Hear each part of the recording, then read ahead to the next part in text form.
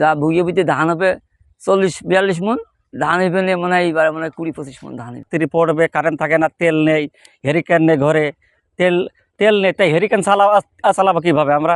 ঝিনাইদহে জ্বালানি তেলের পাশাপাশি বেড়েই চলেছে লোডশেডিং এর ঘটনা, যার কারণে কৃষিক্ষেত্রে চরম ভোগান্তিতে কৃষকেরা।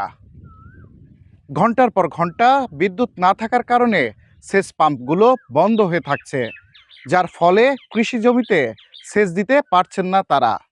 সঠিক সময়ে পানির অভাবে শুকিয়ে যাচ্ছে বিভিন্ন ফসলের গাছ। দর্শক, সবাইকে সোনালী নিউজের পক্ষ থেকে শুভেচ্ছা এবং অভিনন্দন। আমরা জানার চেষ্টা করব কৃষকরা আসলে কতটা ভোগান্তির মধ্যে রয়েছেন এই মুহূর্তে। সঠিক সময়ে জ্বালানি তেল এবং বিদ্যুৎ না থাকার কারণে তারা আসলে কতটুকু ক্ষতিগ্রস্ত হচ্ছেন সে বিষয়ে তাদের মুখ থেকে আমরা জেনে আসব। আসলেও সত্যি কথা যেটা, এই ঈদের পর এই যে কারেন্টের ঘাটতি কিংবা এই যে ডিজেল তেলের ঘাটতি, মাঠেতে খুবই সমস্যা। আমার বাড়িতে 9 নম্বর পোলাহাটি 6 নম্বর ওয়ার্ড বিজয়পুর গ্রাম, যে মাঠে যে ফসল আছে, ধান আছে, প্রচুর পরিমাণ ধান। এই ধানে কেউ জমিতে আছে মোটরের আওতায়, কেউ আছে কি মেশিনের আওতায়। এই কারেন্ট যদি 10 মিনিট কারেন্ট থাকে, আছে 2 ঘন্টা কারেন্ট থাকছে না। পানি যদি একটা জমিতে একটা মোটর যদি 10 বিঘে 20 বিঘে জমি থাকে, দেখা যাচ্ছে যে এই যে লাইন সিরিয়াল দিয়েই তো একভাবে ধানের খুব সমস্যা আছে। আর সত্যি কথা, ধান শুকাই যাচ্ছে, ধানেরই সমস্যা আছে। আবার তেল লাইনে দাঁড়ায় তেল নিয়ে আসছে, লাইনে হয়তো 2 করে তেল দিচ্ছে, তেল লাগবে 5টা 10টা, দেশে 2টা, দেখা যাচ্ছে সিরিয়াল। এতেও ধানেরও সমস্যা আছে। যা ভুগিয়ে বুঝতে ধান হবে 40-42 মন, ধান হবে নিয়ে মনে হয় এইবার মনে হয় 20-25 মন ধান হবে। আসলে যে এইবার যে দুর্ঘটনা, এই দুর্ঘটনা আসলেও খুব সমস্যা হইলেও আমাদের বিদ্যুৎ নাই, পানি নাই, মানে চাষের খুবই সমস্যা। এই সমস্যা কিভাবে কাটবে আল্লাহ জানে, সরকার জানে। এখন এইটা তো আমরা তো গ্রামের লোক, এটা তো ভালো বুঝি না যে এইটাতে কি কায়দা হচ্ছে, কোনতে কি হচ্ছে। তেল তো আগে দেখতাম মানুষ ওই নেচ্ছে সিরিয়াল নেই, আর এখন সিরিয়াল তেল তো নেচ্ছে পাচ্ছেই না। ধরো সকাল তো সন্ধ্যা পর্যন্ত তেলই নেই। মানে সমস্যা আমাকে এই চাষি গৃহস্থ আমাকে খুবই সমস্যা। বিদ্যুৎ আসলে কেমন থাকে? বিদ্যুৎ ওই সকালের একটু থাকে, পরে দুপুরে পরের তাই যাচ্ছে 1 ঘন্টাও থাকতেন না, আধা ঘন্টাও থাকতেন না। পানি না দিতে পারলে একটা জমি পানি খানিক গোড়ালেও ধরো আর 5-10 মিনিট লাগবে, বিদ্যুৎ নাই, আবার পানি দিতে গোড়ের তাবা শুরু করতে হবে। এতে তো আমরা ক্ষতিগ্রস্ত।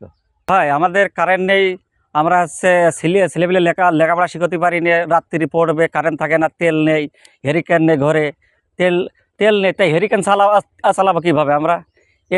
এরকমভাবে তো দেশ তো আসলে বাচ্চাকে নিয়ে তো চালানো যায় না।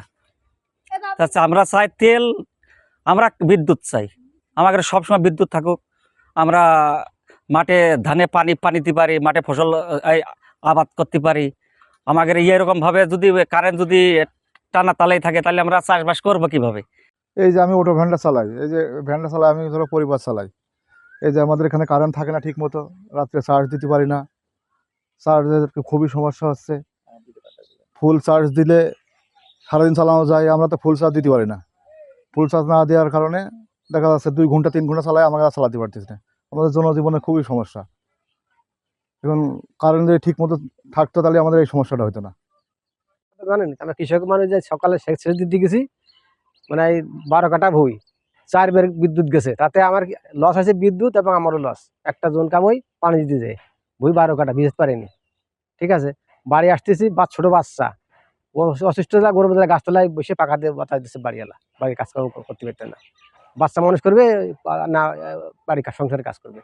বিদ্যুৎ খুব ঝামেলা করতেছে আমাদের, মানে বিদ্যুৎ নিয়মিত থাকে না, এই হচ্ছে বড় সমস্যা।